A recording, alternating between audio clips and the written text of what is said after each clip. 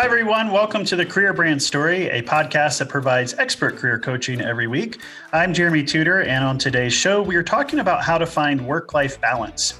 If you're anything like me, you may wonder, is striving for work-life balance a losing battle? If you're a business leader, executive, or entrepreneur, you can feel like trying to achieve some sort of perfect balance, but never quite reaching it. Is there a rhythm to work-life balance that we can actually achieve? Well, today, I've invited some guests to talk to us about different viewpoints about work-life balance. And hopefully by the end of this conversation, we'll all be able to find a new rhythm to follow. I want to welcome back always Jeb Graff, commercial photographer and creative consultant and producer of the Career Brand Story. How are you doing, Jeb? Doing great. Happy to be here. Thanks, as always, for having me. Though I guess if I'm the producer of the podcast, I don't have a choice. I'm here. We have to have you.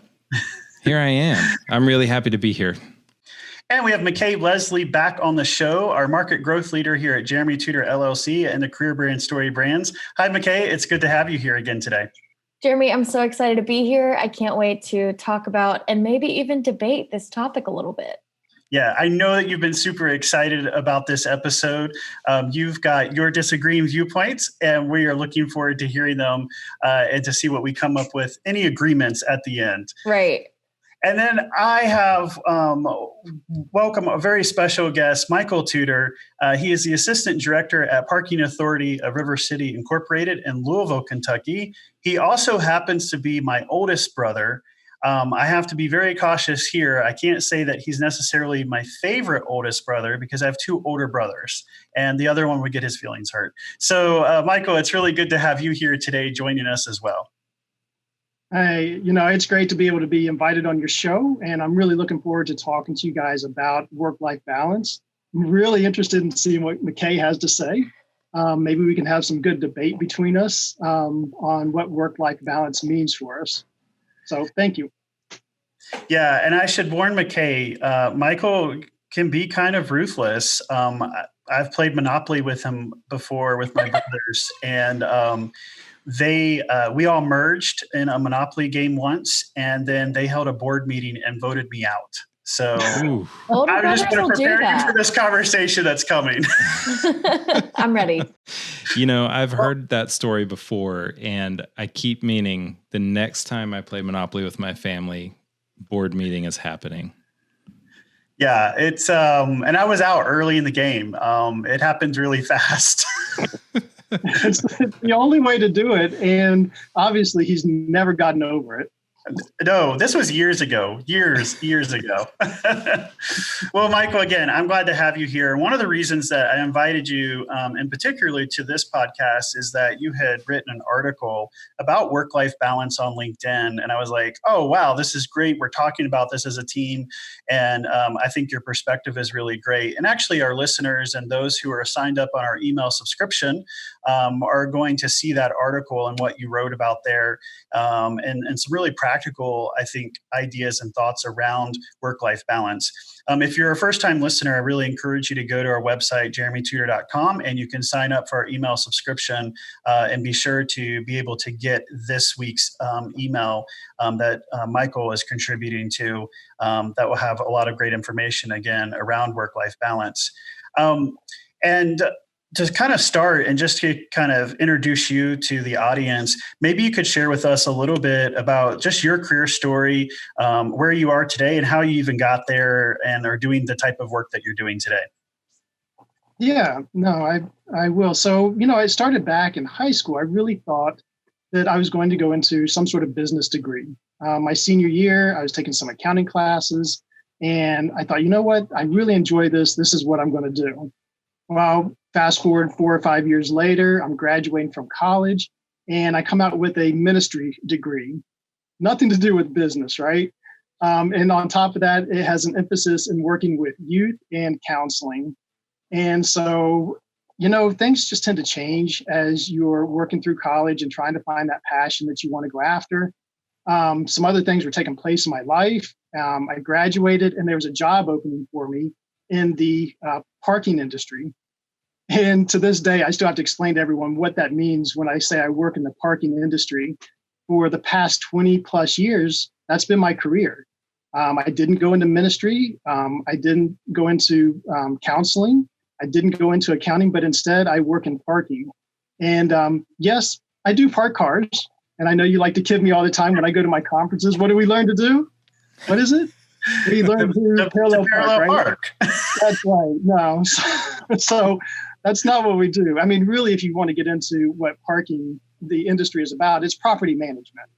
And so we're managing property that instead of housing people, it's housing vehicles. And so we manage property, we build garages, we take care of the operations, and there's a lot of business aspect to it. And I just really love the job that I do. They say that, you don't go to college to learn to be a parking administrator. There's not a degree out there that I know of for that. Yeah, I don't think anyone does that. No, but instead, parking kind of calls you to be part of it. And once you get into it, you just don't leave.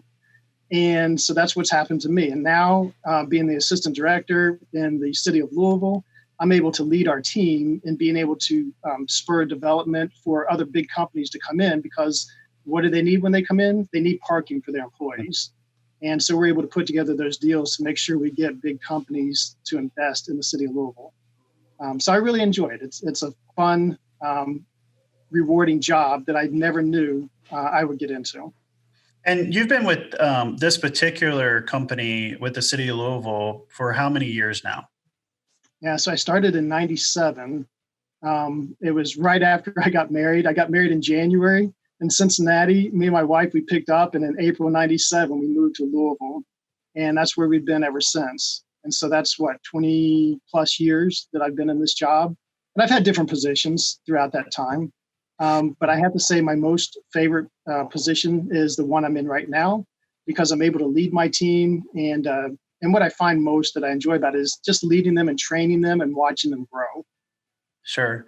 And I want to talk just a little bit about your family too, because I think this is important to have that context within work-life balance.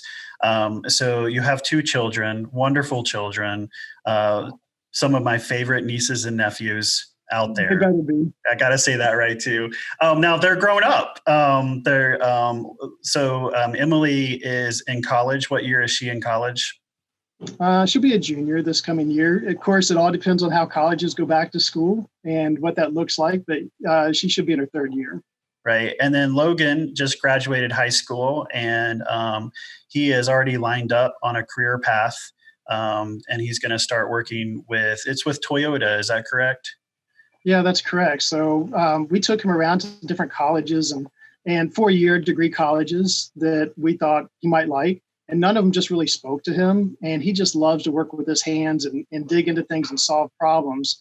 And we took him to the local technical college. And when he saw the classroom and the hands-on training, I mean, his eyes just lit up. And so he signed up for, it's called T10, and it's by Toyota. And they will put him through a 2.5 year training program where he's part of a local dealership. And he'll get hands-on training and then have a job when he comes out of that, working on Toyota vehicles. Yeah, that's fantastic.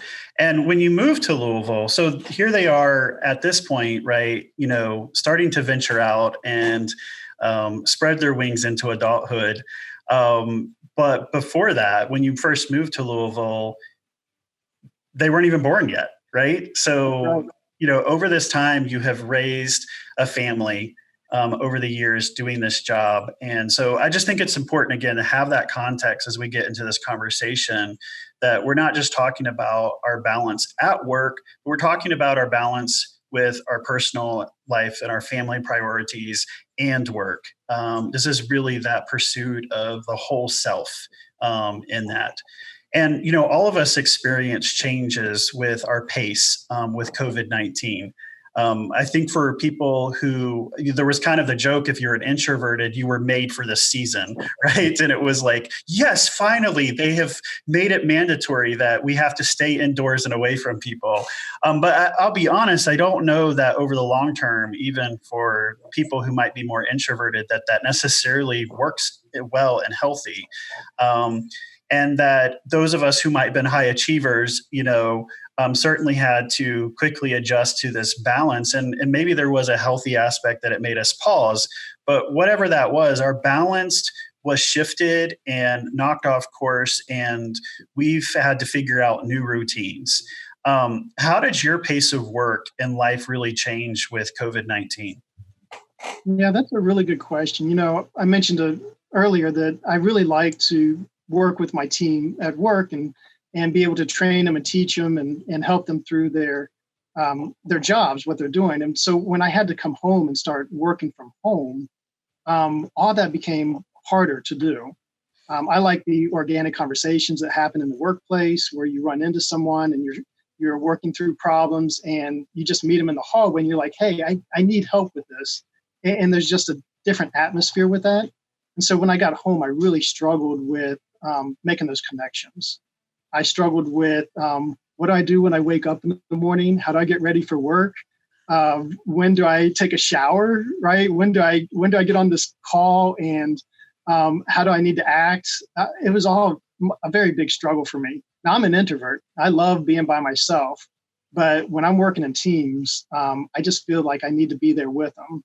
And so those were kind of the things that I really struggled with trying to figure out. Yeah, not having a place to be at a certain time of day, like first thing in the morning, being at the office at 8:30 or 9, whatever, is so disorienting. Yeah, there was a day where I realized I wore the same sweatpant outfit like the fifth day in a row, and I was heading out to the grocery store, and I was like, this may not be a good pace. This is probably not healthy. So with COVID-19 and your teams and stuff, I assume like you went like most other people to a lot of Zoom meetings. How did you handle just the routines and things with your workforce? Yeah, we did. We went to a lot of Zoom type meetings, and at first it was a struggle. We didn't see each other. No one was putting their pictures up, their cameras up on the so that we could see them, and they didn't know how to mute their mics and how to turn them on and how to show documents, and everything was a learning lesson for all of us to get through it.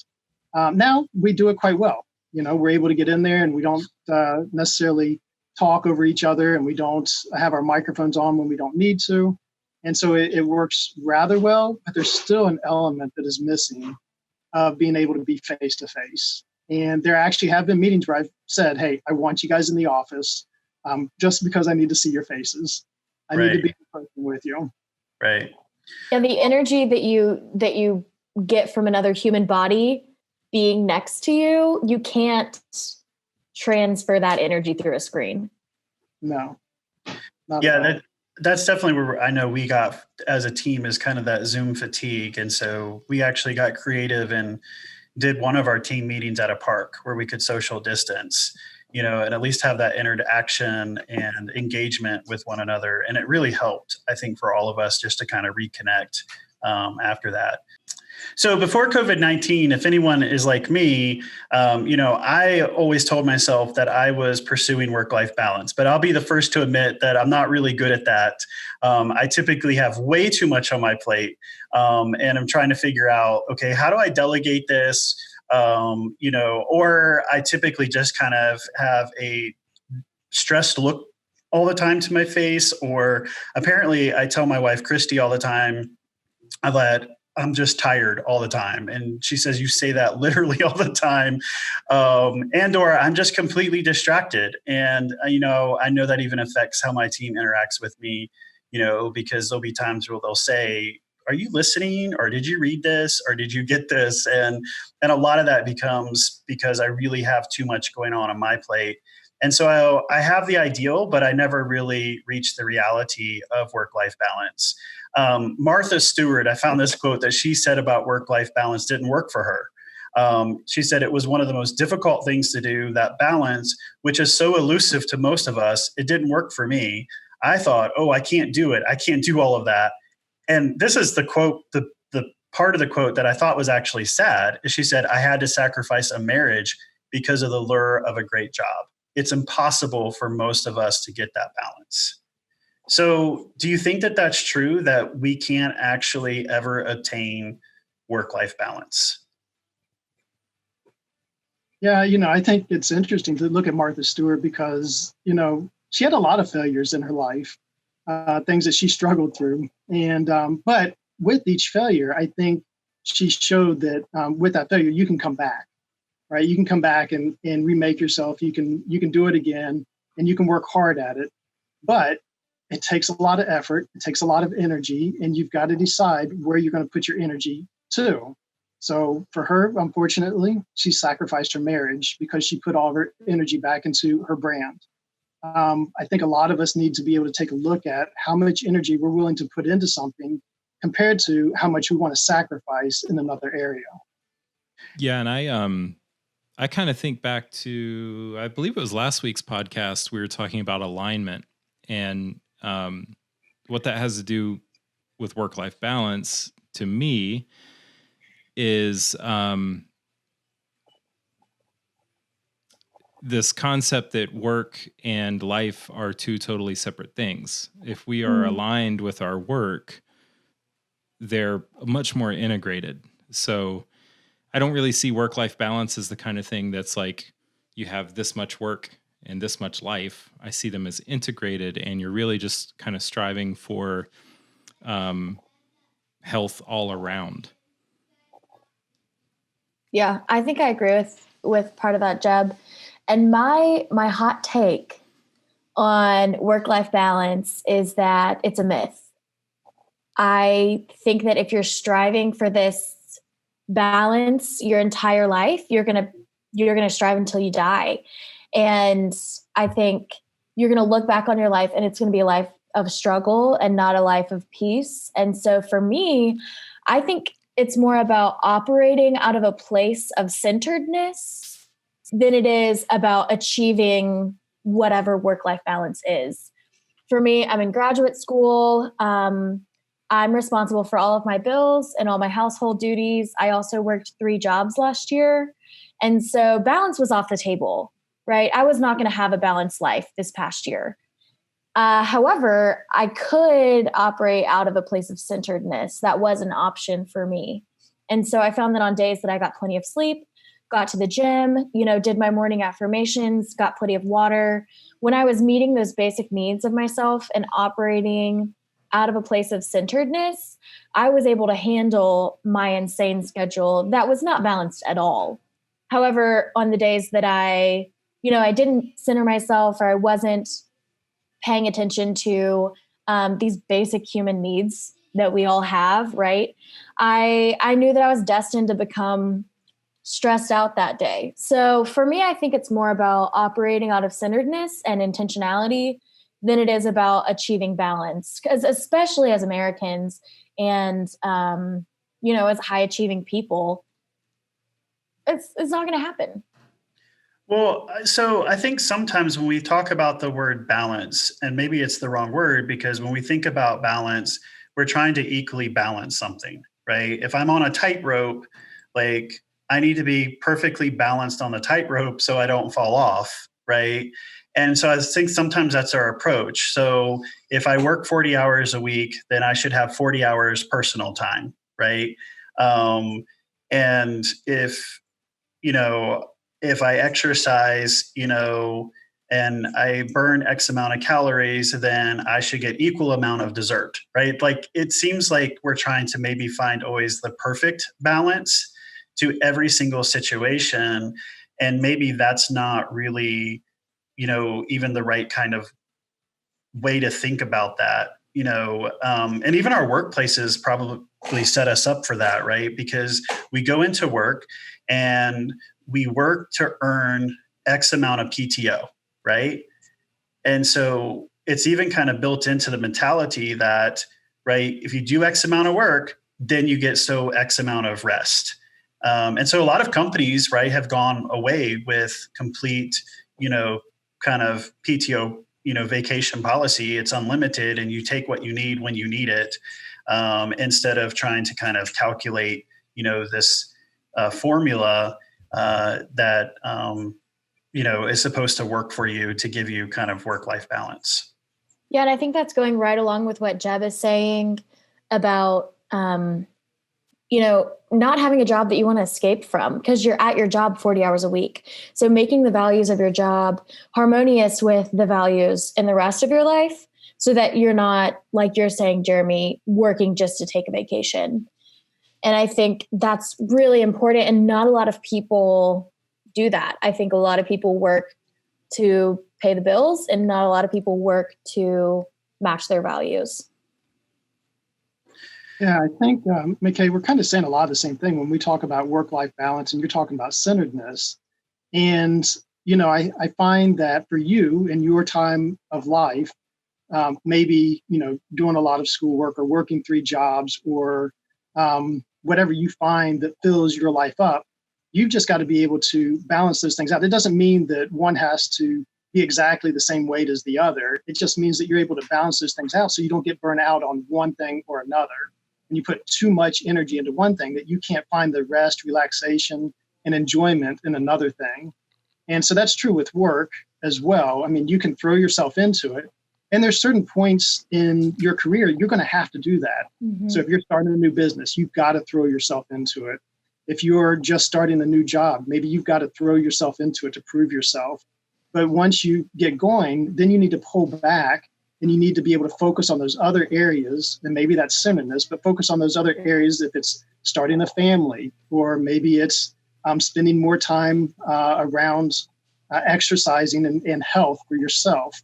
You've got to pull back at times and look at other areas so that you get that, again, not necessarily balance that they're equal, but balance that you find the enjoyment in all things that you're doing.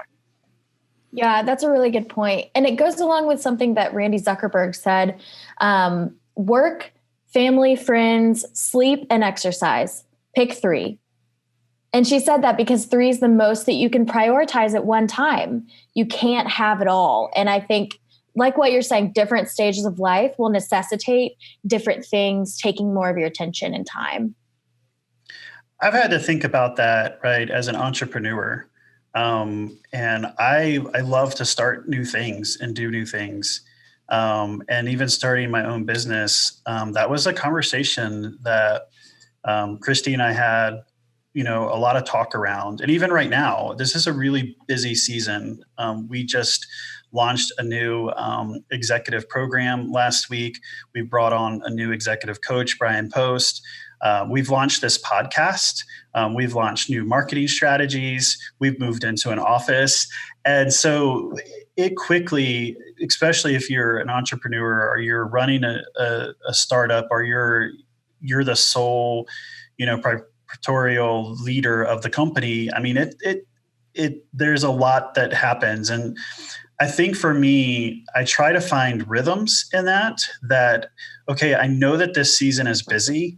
And so I'm going to be busy and I'm going to be pretty focused. And so my wife, Christy, and I, we've spent a lot of late nights here at the office and our kids have come along. And I actually think there's value in them being over here and seeing their parents work hard on something that they love and are putting that labor of love into it. But we also recognize that there's going to be some seasons of rest when, we look forward to going to the beach together and spending that quality time. As a parent, I know that we're always worried, like, oh my gosh, are we giving them enough? Are we paying attention to them enough? Our middle child, last night we were over here working in the office and we got home at 10 o'clock and she is someone who's very structured. And she was like, you're expecting me to get up at 9 o'clock the next morning. And I'm at 10 o'clock. I haven't done any of my routine. And, the high achiever dad is just like, suck it up, kid, just do your things and go to bed. We just showed you, how to work hard and love life, and Christy always has to balance that out for me too, and how I talk to the kids. But being able to even demonstrate and show that rhythm is hard. And it's hard as a parent. I think the fear of like, I'm doing this thing that I love, but am I actually providing enough for them too at the same time? And I just think that's really hard. I think a lot of parents found themselves snap back into that reality really quick, even with COVID-19, because all of a sudden you're back home with your kids. It wasn't like you could even send them off to school. Now they're right here and you have to give them attention. And what is that going to look like for you? Trying to find work-life balance? It can be hard when you are trying to juggle many things in your life, whether that's starting a new job, continuing your education, or making your family a priority. I'm Brie Olson. I'm a career brand story writer for Jeremy Tudor, and here is your career tip for this week. Honing in your time management can help you set the right priorities and work-life balance routine. Either you manage your time or your time manages you. It's important to be purposeful with your time. This week, start by scheduling out your day and recording what you actually do with your time, not what you wish you did. At the end of each day, review how you actually spent your time. What do you like about your routine? What do you want to tweak? Pick one thing at a time and adjust it in your routine. Too much and you'll overwhelm yourself. Too little and you'll stay stuck in the same rut. But remember, it is all about progress, not perfection. Work-life balance can be accomplished if you observe, record, and edit your routine to fit your needs.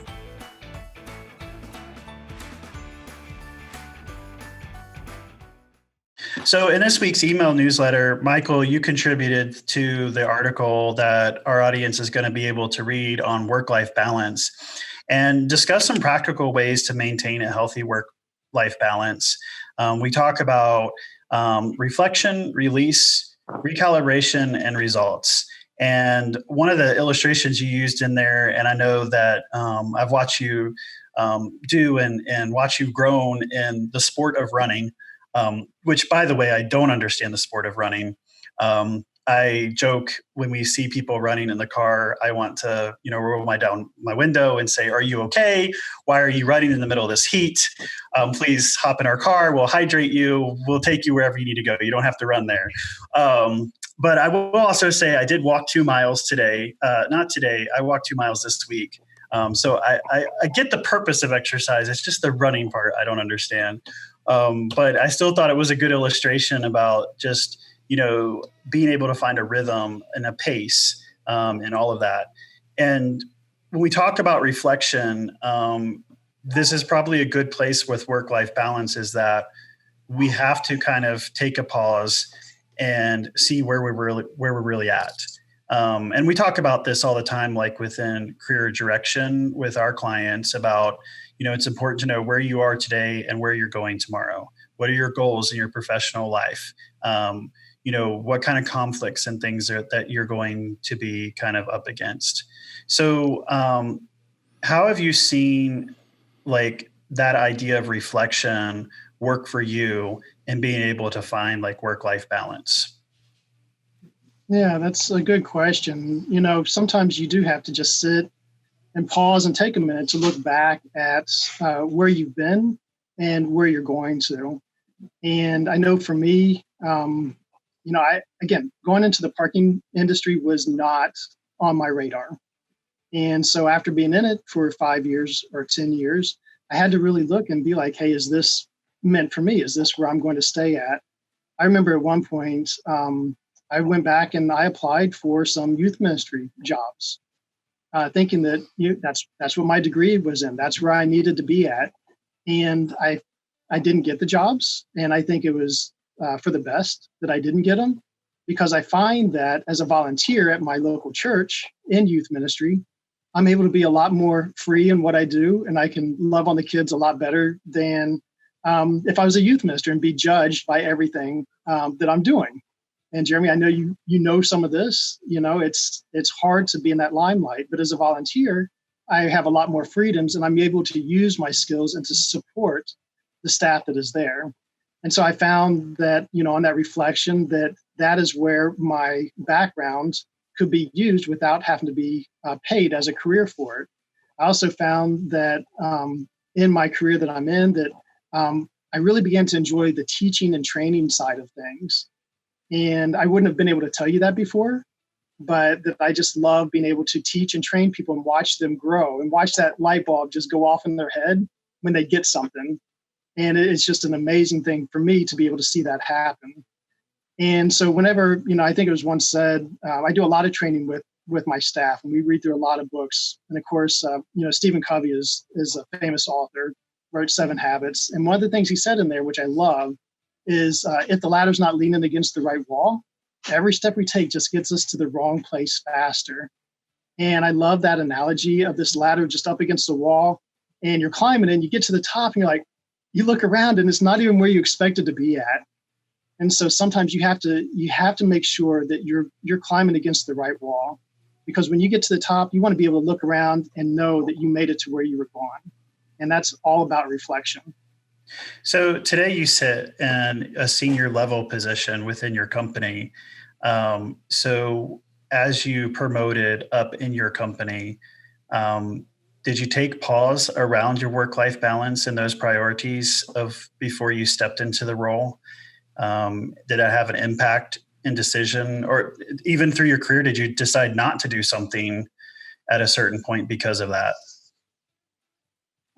Yeah, that's good to know, because yes, each step that I took, I did pause and I talked to my wife about it, because we wanted to know, how is that going to affect our family life? How is that going to affect the goals that we've set for ourselves? Now, I'll tell you, I could easily step out of my career as a city employee, and I can make a lot more money in the parking industry. And I could climb faster, but that means I'd be on the road traveling a lot. It means I would be away from my family. And it means that we wouldn't reach our common goals that my wife and I put together. And so when I look at those and I look at the choices that we've made, we definitely stopped and talked about them and made sure that they aligned with all the other goals in our life. You can't just make a decision based on one aspect. You've got to look at the context of everything to be able to understand where you're going to be moving forward with. That's great. Well, talking about after you pause, then the next thing is about releasing and really talking about getting rid of the low-hanging fruit, the things that you need to get out of the way. This is something I've been starting to learn about just in delegation. How do you decide what things to release and let go of so that you can achieve more balance in your overall whole self life? Wow, that's tough. It's hard to let go of things. I mean, if you've ever had to let go of something and try to make room for other things in your life, that's a hard thing to do. I'm really looking for your wisdom here, because I, as your younger brother, I struggle with this, right? And McKay knows this. I'm trying to delegate things, and there was something that I had mentioned, a project or a task that needed to be done, and I just mentioned it. It wasn't even in my head that I was delegating it off. And then one day she was in the office and she's like, "Oh yeah, I took care of this." And I was like, "What are you talking about?" And then I connected what it was, and I was like, "Oh, you already took care of it. Like, it's done." And it was such a relieving feeling, but it was also like this like scary feeling, because, it's hard to let go of the things that you feel that you have. I think for me, it's hard to let go of the things that I have control over. And I think that's the key with what we're talking about with release is trust. You have to trust the people around you that you're releasing things to. You have to trust that if you're releasing one job path for another, that you're making the right decision. And I think that if you release and you don't trust your gut, you don't trust that you've, used all the resources that you have to make the most informed decision possible, then I think that's where regret is going to creep in. So I think for me, at least with release, trust is the biggest factor. Another thing with that, that's good, McKay. Another thing I found is I have a direct report to me, and he has a lot of trouble with releasing things to his team. He wants to be able to do them because he knows he can do them right. And I've sat down and talked with him many times about, if you don't release those things to your team to do, they're never going to grow and be able to take your position someday when you're not there. So you're not going to be there for the rest of this organization. At some point, whether it's through retirement or death or whatever it is, you're not going to be in that position. And you've got to train your team up to be able to do that type of job. And that goes through trusting them, like you said, and releasing projects for them to be able to do. It's a really hard thing to be able to let go of things and let other people do it the way that they see best fit to do that. So how do you personally Michael, figure out what to let go of? I mean, do you sit down and write out just a list and go, okay, this is low priority for me? Does it happen in the moment? Like, what's kind of your thought pattern on how you figure out what to let go of and what you still need to hold on to? Yeah. So one thing I'll tell you is on my drive home, sometimes I need to be able to let go of just my day of what I've gone through at work. And a long time ago, I found that on my drive home on the interstate, there's a tunnel that I drive through. And I committed that every day when I drove through that tunnel, when I hit the other side, it was no longer work. It was all about home. And so that tunnel just was a representation to me that I was leaving work behind and home was waiting for me. And so sometimes you have to do that because you've got to realize that work never goes away. You're going to have that to-do list every day, and you're never going to be able to get it 100% completed. And you're not going to be able to do everything that you want. There's always going to be something waiting for you when you come back the next day. And so for me, it is about list. I like to write lists out. I like to check things off. And when I find things that I feel my team can do that will help them grow, then I release it to them so that they can work through it. And I like to assist them. Again, part of the thing about me is I like to teach people and I like to train people. So it's good to be able to release those things to them. I think that's a really great practical illustration to be able to do. I don't know that I have a tunnel here where I live in Johnson City. I'm going to have to go find one and then drive to it and loop around. But I think that's a really great visual to be able to kind of release things, especially when you're thinking about, coming and finding that, again, that balance between not just, the things at work, but back into your family life as well. I know for Christy and I, we made a commitment that when we sit down at the dinner table, there's no technology, no cell phones. Like, we really try to put that down. It's actually been really good for us in COVID-19 crisis, is that we really we stopped eating out and we've come back around the dinner table and really focused. And I can see the difference in our family life and our kids' life because of that. So I think there's definitely those physical things that sometimes we just have to do to remind us, to release, let go, and be present in the moment. So after that, we talk about recalibration and bringing the things back into alignment and defining new habits. And this is a little bit where you talked about where, you started to figure out, hey, I might need to start exercising, doing some things different in my life. Why don't you tell us a little bit about how you came to that and kind of recalibrated a healthy lifestyle for yourself? Yeah, it's a really tough realization when you realize you're not as strong and energetic as you once were. And so for me, that hit when I turned 40. And so, Jeremy, I'm sure you understand this quite a bit. Oh, yeah. We live on the third floor right now. And so sometimes I'll take a sales call on the first floor. And if I have to go to the third floor, I'm out of breath. It's not a good situation. And you're not a smoker or anything either, right? No. So I came to that same realization. I was out in the snow playing with my kids. They were really young at the time. And I was trying to pull them on a sled. And we've got a small front yard. And by the time I went from my driveway to the neighbor's driveway, I was out of breath. And I was like, this is not right. I really need to figure out how to fix this. And so I didn't run prior to that, but that's what I thought, maybe I need to start running. Well, you've got to make a plan when you're going to start doing something like that, because you don't just wake up one morning and go and run a marathon. You wake up, and they always say the first and hardest thing about running is getting your foot out the door. Because if you don't get your foot out the door, you're not going anywhere. And so, but once you do that, you're committed. So that foot out the door, that's a commitment.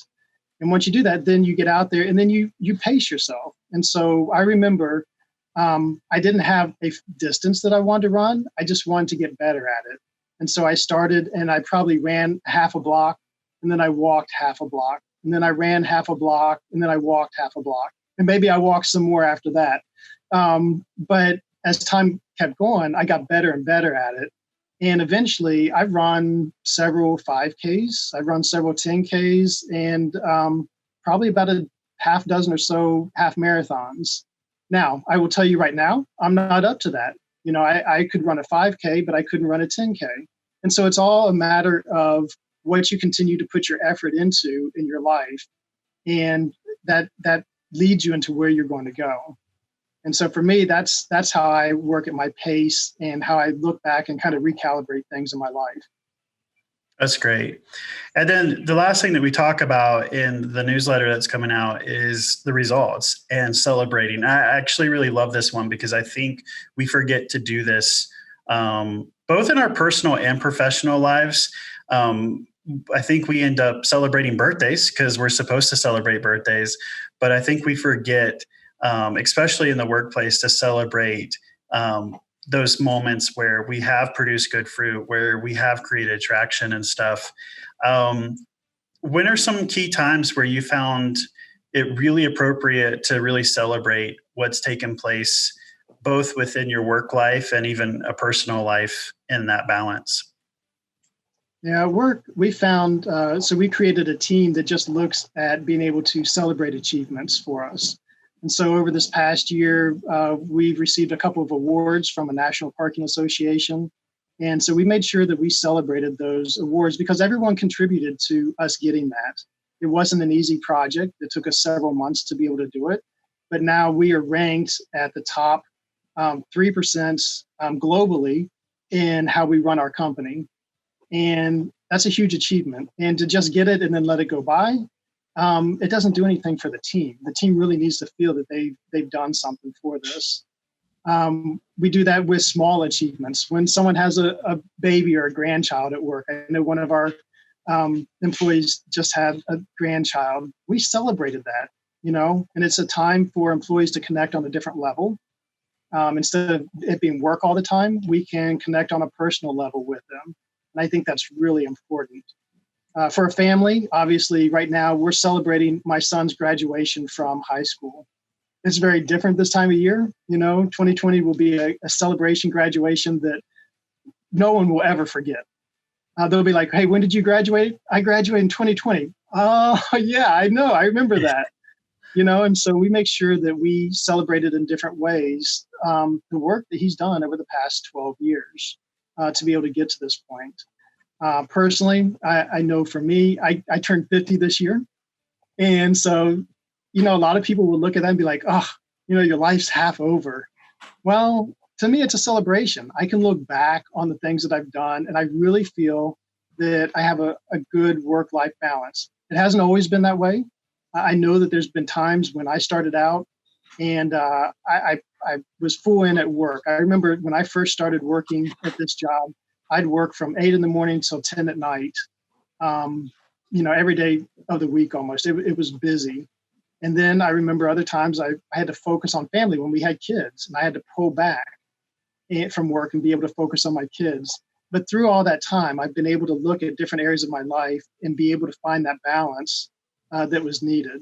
And so I think, this year and turning 50, I feel really good about looking back that I climbed up that right wall. I climbed up that ladder, and I can see that things have worked out really well. So have we landed on the fact that maybe work-life balance is not a myth? Is that where we're landing today? No. No. Somebody doesn't like to lose. Okay, you know what? Jeremy, when you show me that your life is work-life balanced, I'll believe it's not a myth. How about that? That's right. As the leader goes, so goes the team. Is that right? That's right. That's right. That's right. Well, I think what we have landed on the fact is that, and maybe the centeredness is one of the best words that we can kind of come around, that, that it all comes back to living a life that is focused on the whole self. And it seems like, there's different rhythms that come with life. And with that, there'll be those periods where you run hard, and there's those periods where you find rest, and there's those periods where you walk along. But through it all, there does seem to be a place where we can really find a a pace that we can follow that is healthy for all of us. And that works for that season. Absolutely. Yeah, this really feels to me like the old equality versus equity. It's not really a debate. It's just equality versus equity. We think of equality as everything being the same, like we've talked about with balance, that if you have 40 hours of work, you have 40 hours of rest, whereas equity refers a little bit more to proportional representation. So the concept of seasonality to things would be where you look at the proportional representation part, I think. Yeah. Brand is not just a logo, a color, or a catchphrase. It's custom. It's your language, your culture, your vibe, and so much more. So why leave your brand imagery up to whatever you can find on a stock photography website? I'm Jeb Graff, and I'd like you to consider getting in touch with me for your custom photography for your custom brand needs. I've worked with people across the United States to make photography that tells their story better and more effectively than any search on a stock site could. And I'd like to work with you too. So go to jebgraff.com/contact to leave stock behind and say hello to imagery that's as custom as your brand. That's jebgraff.com/contact. Talk to you soon. All right. So, Michael, a question that we ask everybody that comes on our show is, what do you want to be when you grow up? Especially as you're turning 50. I know. I want to be your favorite biggest brother is what I want to be. Yeah, you still got time to work on that. How do I get to that? Yeah. I really, like I said before, I really enjoy what I'm doing. I could have never dreamed that I would be in the job that I am and like what I do. But I found that it too will have its season.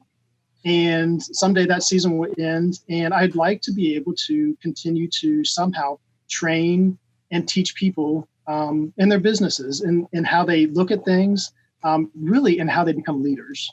I love seeing people be able to step up to the plate and be able to become leaders in their organizations and have those skills to be able to take that organization to new heights. And I don't know where that will land me in the future, but that's what I enjoy doing. You know, I have the perfect job for you. I'm sure you do. There's this guy named Jeremy Tudor. I don't know if you've met him.